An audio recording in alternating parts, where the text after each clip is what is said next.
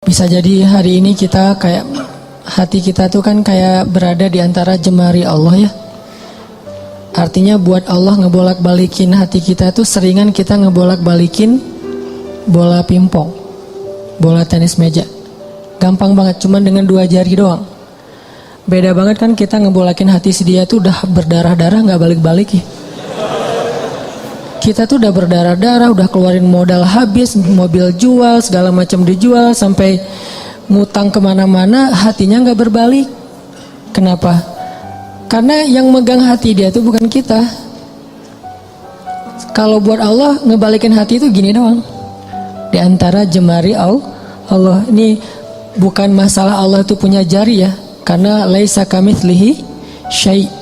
Jangan dianalogikan punya jari kayak makhluk, itu nggak boleh. Cuman di sini semacam permisalan betapa mudahnya buat Allah ngebolak-balikin hati orang. Orang yang mungkin nggak pernah kebayang dia bakalan masuk Islam, yang kebayang oleh yang lain tuh dia bakalan mati dalam keadaan memusuhi Nabi itu, malah ternyata dengan mudah Allah balikan hatinya. Justru di hari ketika dia pengen bunuh Nabi, di hari ketika dia bawa pedang tanpa sarung.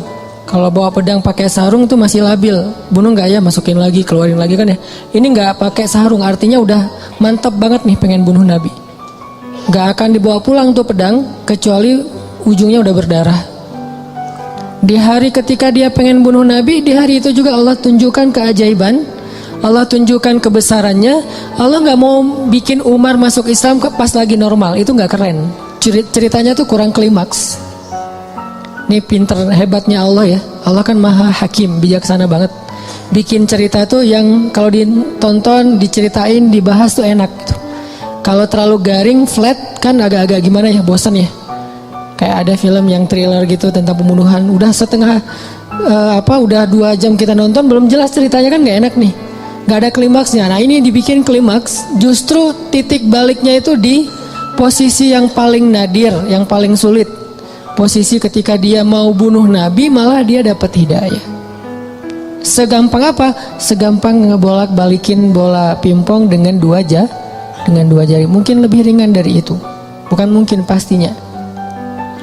Jadi alhamdulillah Allah masih menetapkan hati kita dalam keislaman, masih menetapkan hati kita untuk mencintai majelis-majelis surga. Bukan berarti di luar itu majelis neraka, bukan ya. Enggak, kita kan prinsip saya mah respect each other, no judgment, kan itu prinsip saya. Jadi saya kalau ngebahas kebaikan gak ada maksud menyinggung ke yang lain bahwa itu buruk, enggak. Cuman mencintai majelis ilmu itu salah satu majelis yang luar biasa loh. Malaikat aja cinta, apalagi kita. Artinya malaikat itu nggak punya modus apa-apa kan mencintai majelis ini. Nggak gara-gara malaikat datang ke sini terus malaikat dicatat sama malaikat lain. Lu datang ya, gua catat nih. Nggak kan? Malaikat nggak saling mencatat lah. Malaikat kan mencatat manusia.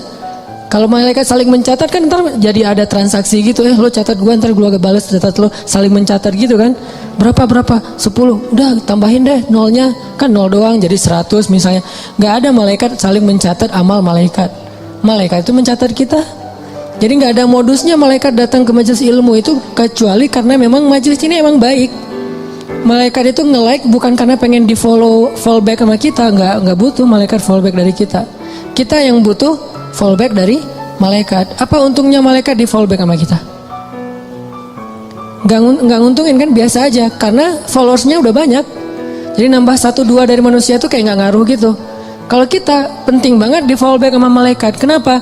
Karena malaikat kalau nge-follow back itu pasti komennya itu kebaikan. Allahumma firlahu warham.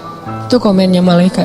Ya Allah, ampuni dia, rahmati dia, ampuni dia, rahmati dia. Jadi nguntungin kita. Malaikat yang nggak punya kepentingan apa-apa, nggak modus ngapa-ngapain, nggak ada keinginan apapun, cinta dengan majelis ilmu, apalagi kita yang memang bermodus. Dan modus kita kalau karena Allah insya Allah namanya ikhlas. Modus kita pengen diingat wajah dan nama kita sama malaikat-malaikat. Nanti mereka akan bersaksi di akhirat. Dia tuh ahli ilmu. Kedua, modus kita pengen dapat doa dari malaikat yang menaungi majelis ilmu. Ketiga, kita pengen dibangga-banggain sama Allah. Allah tuh ngebanggain kita di mana? Di Arasy sampai mention Jibril, Jibril Apa tuh gua cinta sama siapa misalnya di antara kita. Nama kita disebutin loh, dimention, di tag beneran itu. Kecuali nama kita mungkin nama yang agak-agak susah dibaca ya, terlalu banyak bahasa-bahasa asingnya. Kalau namanya standar-standar aja, Asep misalnya ya, apa gitu, itu insya Allah malaikat gampang nge-like-nya gitu. Makanya nama jangan susah-susah. Sampai kakek aja nggak tahu pas tanya, ini cucunya siapa namanya? Nanya ke anaknya, nama anak kamu siapa gitu. Saking susahnya nama anak sekarang. Jadi Allah tuh ngebanggain kita tuh pakai nama kita, nama yang ada di KTP, nama yang ada di SIM. Kecuali nama-nama terlarang ya. Tapi kalau namanya masih wajar, KTP, SIM itu sama dipakai di langit. Allah nge-mention kita, terus dikasih tahu kepada Jibril. Jibril ngasih tahu ke malaikat. Malaikat ngasih tahu ke seluruh makhluk, ngedoain kita. Kan bermodus tuh. Jadi kalau malaikat aja nggak ada modus cinta dengan majelis ini, kayaknya kita punya alasan yang lebih kuat untuk tetap cinta. Dan ini salah satunya bimbingan hati dari Allah. Alhamdulillah, kita syukurin terus biar Allah tambahin lagi, istiqomahin lagi setiap minggu, setiap bulan, setiap tahun sampai akhir hayat kita. Teman-teman yang dirahmati Allah, malam ini kita bahas tentang life goals. Kalau dalam bahasa ulama itu disebut dengan himmah, salah satunya disebut dengan himmah. Apa kepengennya kita? Apa yang bikin kita happy? Apa yang bikin kita ngerasa hidup itu meaningful, bermakna? Ini namanya himmah. Mungkin kalau bahasa sederhananya life goals.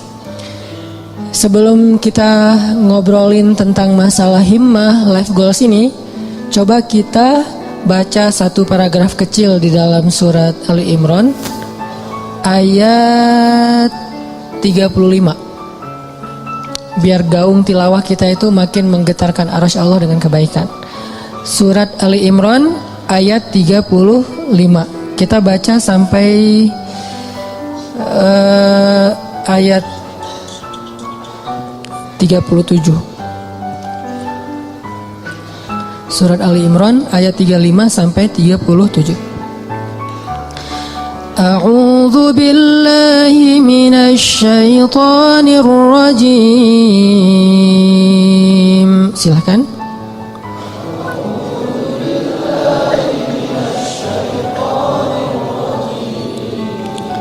Bismillahirrahmanirrahim.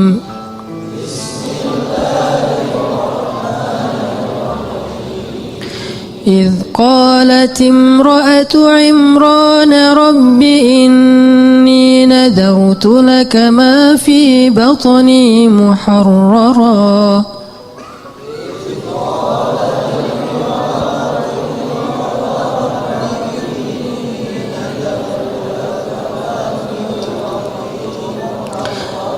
فتقبل مني إنك أنت السميع العليم.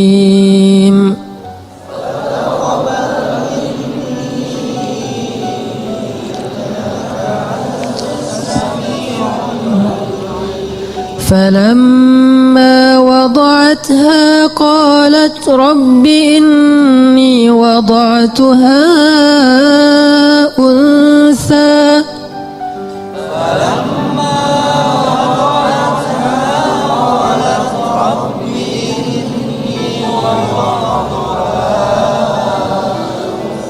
والله أعلم بما وضعت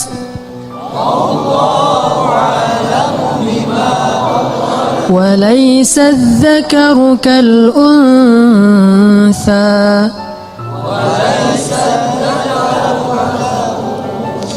وإني سميتها مريم وإني أعيذها بك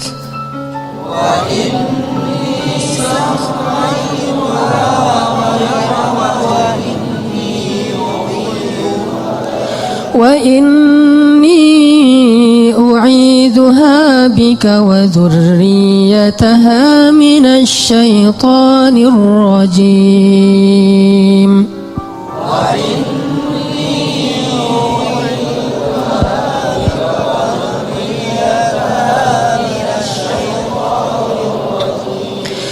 فتقبلها ربها بقبول حسن وأنبتها نباتا حسنا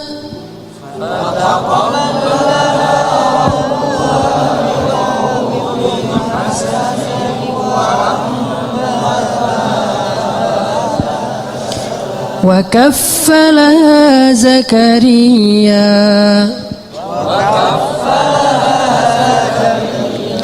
كلما دخل عليها زكريا المحراب وجد عندها رزقا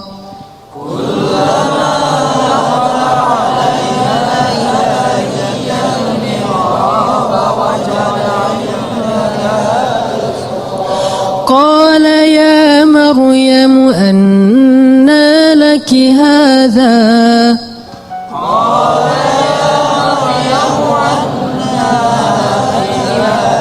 قالت هو من عند الله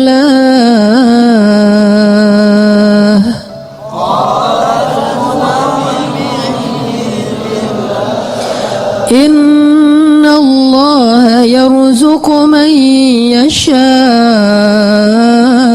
بغير حساب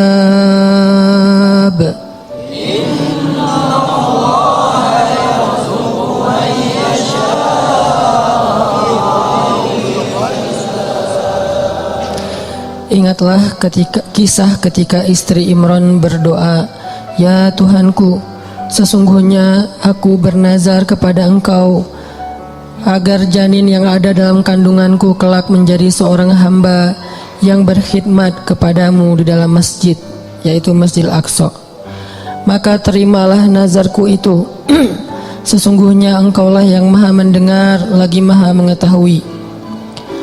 Maka ketika ia melahirkannya, ia berkata, "Ya Tuhanku, aku telah melahirkan anak perempuan, sedangkan Allah lebih tahu apa yang dia lahirkan. Dan anak laki-laki tidaklah sama dengan anak perempuan dalam aturan-aturannya. Dan aku memberinya nama Maryam, dan aku memohon perlindunganmu untuknya dan anak cucunya dari gangguan syaitan yang terkutuk." Maka Allah menerima Maryam dengan penerimaan yang baik, membesarkan Maryam dengan pertumbuhan yang baik, dan menyerahkan pemeliharaan Maryam kepada Zakaria. Setiap kali Zakaria masuk menemuinya di dalam mihrab kamar khusus ibadah, Zakaria mendapati makanan di sisi Maryam. Lalu Zakaria bertanya, "Wahai Maryam, dari mana engkau memperoleh makanan-makanan ini?" Maryam menjawab, "Semua ini dari Allah. Sesungguhnya Allah memberi rezeki kepada siapa yang Dia kehendaki tanpa perhitungan." Shadaqallahul azim. Ini adalah sepenggal kisah teman-teman tentang himmah, life goals. Bahwa di sini dikisahkan himmah atau keinginannya Ibu Maryam, istri Imran. Dan by the way, Imran ini adalah salah satu simbol keluarga paling keren yang Allah rekomendasikan di dalam Al-Quran. Selain keluarga Nabi Muhammad itu ada dua keluarga lagi, keluarga Ibrahim dan keluarga Imran. Jadi kalau kita pengen niru, pengen jadi rumah kita itu seperti apa sih? Seperti rumah Nabi Muhammad, Baitun Nubuwah, atau rumahnya Ibrahim, atau rumahnya Imran. Salah satu dari tiga itu. Kalau bisa tiga-tiganya lebih keren. Dan Allah rekomendasiin itu di dalam Al-Quran. Allah telah innallaha astafa Adam wa Nuhan wa ala Ibrahim wa ala Imran alal alamin.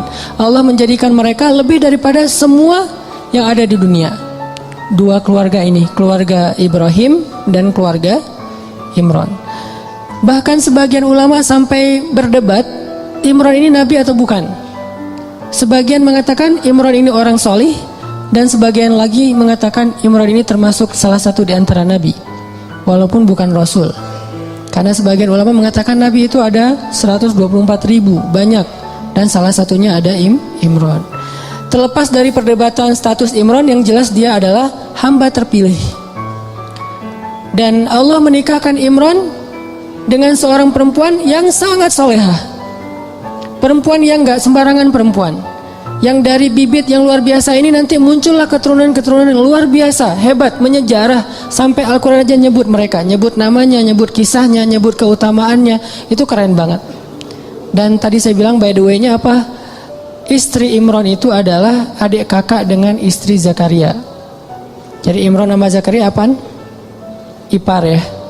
Karena istri Imran itu adik kakak sama istri Zakaria. Jadi Imran, Zakaria ini orang-orang soleh semua, yang tinggal di Palestina atau tinggal di dekat Masjidil Aqsa. Lama Imran gak punya anak, lama Zakaria juga gak punya anak. Dua-duanya gak punya anak nih. Imran gak punya anak sampai usia tua, Zakaria juga gak punya anak sampai usia tua. Sampai kemudian istri Imran bernazar. Dulu nazar itu masih sesuatu yang wajar. Di zaman Nabi Muhammad sampai kita sekarang, nazar itu boleh tapi agak kurang disukai. Tapi boleh-boleh aja. Nah dulu istri Imran bernazar, ini nazar tuh, saya bernazar, kalau saya hamil saya pengen punya anak laki-laki. Kalau dia jadi anak laki-laki akan saya jadikan dia sebagai marbot Masjid Al-Aqsa, sebagai khadim atau marbot Masjidil Aqsa. Ini life goalsnya istri Imran. Pengen punya anak yang ngemakmurin rumah Allah. Pengen punya anak yang kerjanya ngapain? Jaga rumah Allah, supaya Allah jaga dia nanti di akhirat. Dia kerjaannya tuh bersih-bersih masjid. Dan itu bukan kerjaan orang yang pengangguran loh ya. Walaupun istilah di kita itu marbot, itu istilah yang mungkin jadi kemudian terkesan di masyarakat sesuatu yang nggak keren, biasa aja. Padahal itu pekerjaan paling mulia loh. Kalau ada orang yang sebagai mungkin dia yang bertanggung jawab di sebuah bangunan sejarah, perpustakaan, museum kayak gitu-gitu, ada yang lebih keren, ngejaga rumah Allah Subhanahu Wa Taala. Ngejaga di sini bukan berarti Allah nggak bisa ngejaga. Allah ngasih kita bagian supaya kita dapat kebaikan karena kehormatan. Kalau Allah menjagain sendiri terus nggak ada peluang kita untuk dapat kehormatan dari Allah. Justru karena Allah kasih kesempatan, ini bukan karena Allah kurang mampu, enggak. Tapi Allah pengen kita dapat kehormatan dengan menjaga rumah Allah, memakmurkan rumah Allah. Itu life goalsnya istri Imran. Pengen banget punya anak laki-laki bakalan jadi seperti Zakaria. Jadi istri Imran ngefans banget berat sama Zakaria. Ya Allah, saya pengen punya anak laki-laki kayak gitu tuh, kayak ipar saya, kayak Zakaria. Mudah-mudahan anaknya laki-laki. Nazar sampai, fataqabbal minni ya Rabb. Terima ya Allah, terima nazar. Dulu kan nggak ada USG ya. Ketawanya pas sudah lahir. Pas sudah lahir, kaget istri Imran. Rabbi, inni wada'atuha unsa. Ya Allah, gimana nih anaknya perempuan? Sementara walaisa dzakaru kal unsa. Ini perlu kita garis bawahin. Laki-laki tidak sama seperti perempuan. Ini bukan bab emansipasi, bukan Islam anti kesetaraan gender, bukan. Maksudnya adalah dulu tradisi orang Bani Israel, tradisi orang Yahudi yang ada di Palestina, perempuan tuh nggak boleh menjadi marbot di masjid. Perempuan itu nggak boleh belajar di dalam masjid. Perempuan itu nggak boleh bahkan masuk ke masjid kecuali terbatas sekali gitu.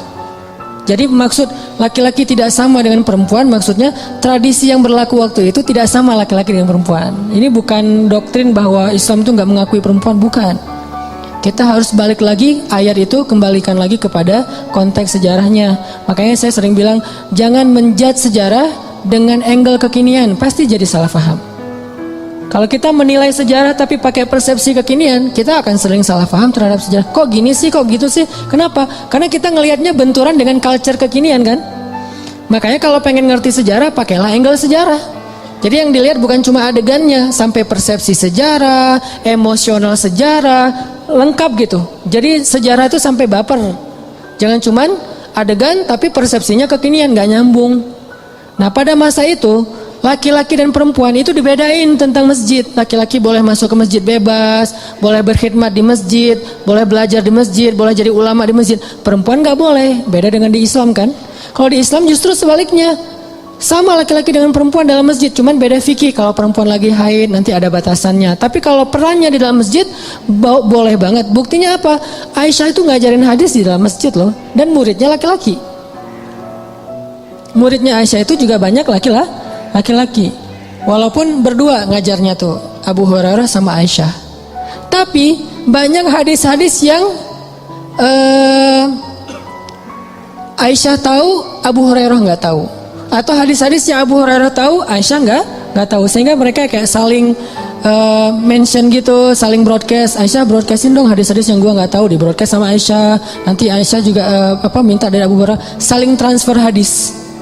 Bukan untuk mentahzir ya. Mereka mentransfer hadis bukan untuk nyalah-nyalahin, wah apa salah lo, enggak. Mentransfer hadis tuh untuk saling sharing kebaikan, motivasi sifatnya. Oh ada hadis gitu ya, iya gitu. Jadi dalam Islam Abu Hurairah, Aisyah ngajar di masjid, nanti ada tokoh-tokoh perempuan yang luar biasa banyaknya, termasuk yang paling legend itu kan Khadijah ya. Yang paling berpengaruh dalam dakwah Nabi kan Khadijah, dan Khadijah itu nggak tinggal diam di rumah nungguin Nabi Muhammad kemana ya, udah jam segini belum pulang, ditelepon nggak diangkat aja, kayaknya habis baterai deh, gitu-gitu enggak. Khadijah tuh nggak pasif di rumah loh ya, nggak bantu dakwah Nabi, dia aktif. Cuman tetap ada kayak etikanya, ada moralnya. Di masa itu justru Allah pengen mengubah tradisi orang Bani Israel yang menganggap perempuan itu kelas kedua di antara masyarakat. Makanya Allah nyindir, ini sebetulnya bahasa sindiran. Walaysa dzakaru kal unsa. Menurut orang Bani Israel, perempuan itu nggak sama dengan laki-laki. Tapi di ayat berikutnya apa? Fataqabbalaha rabbuha biqabulin hasan. Tapi Allah sendiri nerima perempuan itu dengan penerimaan yang baik. Jadi Allah tuh pengen mengubah tradisi sebetulnya, biar kita nggak salah paham terhadap ayat ini. Tuh ayatnya tuh nggak sama laki-laki perempuan.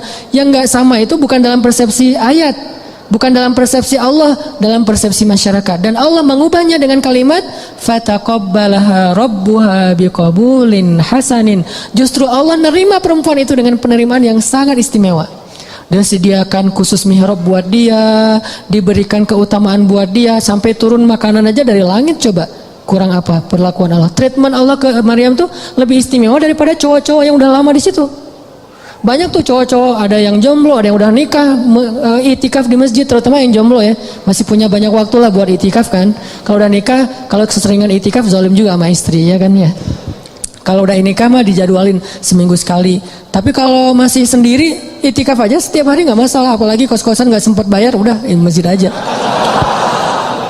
Jadi udah lama di masjid kayak gitu, tetap aja Allah nggak ngasih hidangan dari langit. Sedangkan cewek Allah kasih hidangan dari langit. Di sini menunjukkan bahwa Islam itu menghargai perempuan banget loh. Bisa dibilang jarang banget ada orang yang dapat hidangan cereng datang dari langit. Itu udah buah yang seger, yang udah kualitasnya luar biasa. Di depan Maryam, Zakaria aja sampai terheran-heran. Padahal Zakaria itu jelas-jelas sepakat ulama dia itu nabi. Zakaria aja terheran-heran dengan perlakuan treatment langit kepada Maryam, sedangkan Bani Israel melecehkan Maryam. Jadi maksud walaysa dzakaru kal unsa, tidak sama laki-laki dengan perempuan di sini adalah Allah lagi nyindir tradisi Bani Israel. Itu maksudnya. Bukan dalam Islam itu laki-laki dan perempuan itu dibeda-bedain, bukan. Udah gitu, ya udah deh kalau gitu, udah terlanjur ngelahirin anak cewek, masa mau digimanain lagi gitu, masa dioperasi segala macam, enggak, susah. Akhirnya ibu Maryam menamakan anaknya Inni Sammaituha Maryam. Apa arti Maryam secara bahasa? Khadimah. Maryam itu secara bahasa artinya marbot, cewek. Jadi arti Maryam itu khadimah, yang berkhidmat. Itu bahasa dulunya adalah Maryam, kemudian jadi bahasa Arab. Inni Sammaituha Maryam. Saya pengen ngasih dia nama marbot perempuan, bahasa singkatannya Maryam. Mudah-mudahan engkau menerima dia ya Allah. Akhirnya dikaderlah Maryam dari kecil. Bayangin teman-teman, Maryam usia 3 tahun udah nanya-nanya ke ibunya, "Mah, kapan aku ke Al-Aqsa? Kapan aku beribadah di sana? Kapan aku disantrinin? Kapan aku dimasukin ke pesantren?" Itu 3 tahun udah minta-minta kayak gitu. Malah ibunya yang nggak tega, "Mah, aku kangen dengan Al-Aqsa." Karena belum waktunya, karena ada waktunya nanti dia boleh ke Al-Aqsa. Maryam setiap hari naik ke atas bukit, menghadap ke arah Al-Aqsa dan berbicara dengan Allah. Ya Allah, aku kangen dengan Al-Aqsa. Ya Allah, aku pengen ke sana. Ya Allah, ini daya tariknya Al-Aqsa. Jadi salah satu ciri orang beriman mencintai Al-Aqsa. Itu salah satu di antara bagian dari keimanan, mencintai Al-Aqsa, bukan karena konfliknya, bukan karena sentimen terhadap Israelnya, bukan. Karena emang kayak gitu turun temurun dari zaman dulu. Ini tradisi spiritual namanya. Dari zaman Nabi Sulaiman udah kayak gitu, zaman sebelumnya juga kayak gitu, zaman Musa juga kayak gitu. Tradisi spiritual yang diturun temurunkan. Dan Maryam kecil, anak usia 3 tahun, udah cinta banget dengan Al-Aqsa, pengen kesana, mah kapan. Kenapa bisa punya anak kayak gini? Life goals ibunya, himmah ibunya.